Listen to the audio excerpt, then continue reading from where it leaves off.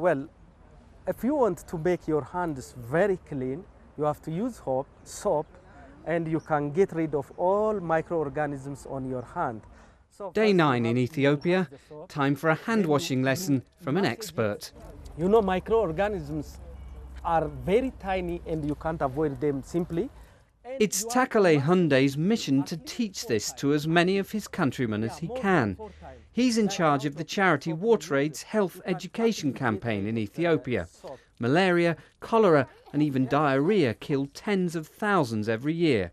This lesson is a lifesaver. Yeah. Today it's also vitally important to our young explorers Lisa, Helen and Sherilyn and the rest of the expedition. Because this is their destination, a slum in the heart of the capital, Addis Ababa. It looks much like the Shanti district they visited yesterday, but there's a difference. There they had a new clean water supply, new toilets and new showers, thanks to the work of WaterAid, with the help of Severn Trent Water and the generous donations of people thousands of miles away in the Midlands. Health had improved dramatically. Is that it, Lisa? Here, it's immediately obvious to the girls and their parents, outside help has yet to arrive. It looks a bit brown. It looks brown, but we don't know where it comes from, do we? I don't want it to be cute. My grandma's 62. And yet, the people are welcoming and warm. One woman is keen to talk to Sherilyn. She says she's got grandchildren who are sort of Sherilyn's age. Oh, can I? And then Sherilyn and her dad Larry Oh, find out what passes for sanitation nearby. no, don't shut the door. I'm just stunned. I didn't expect it to be this bad. I mean, that's really terrible. And I think they said there's about 500 or 600 people that would use this in any given day. And it only gets worse. A local community leader spells out the toll these conditions take. There are people who have passed away from each house. It's leaking straight into the street, and we're worried about our shoes and what will happen. Most of these are in bare. Think of the disease.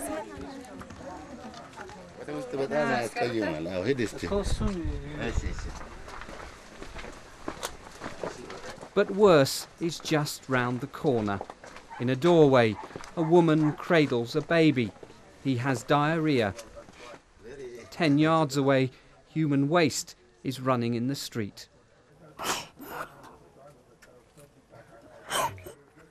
It's all too much. When I saw that baby and that they might have to use those conditions, it just made me think of my own little cousins and my family and friends that could, if they lived here, be put into that situation, and it was just horrible.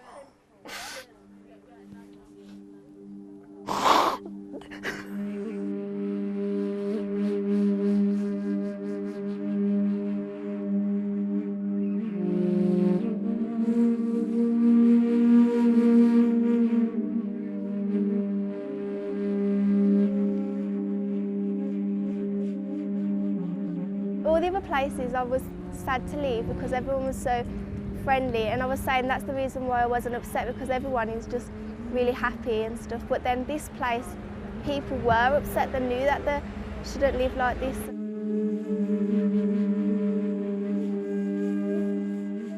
They were just so sad, and they couldn't help themselves, and they were ashamed of the fact that that was what they were forced to do. So sad.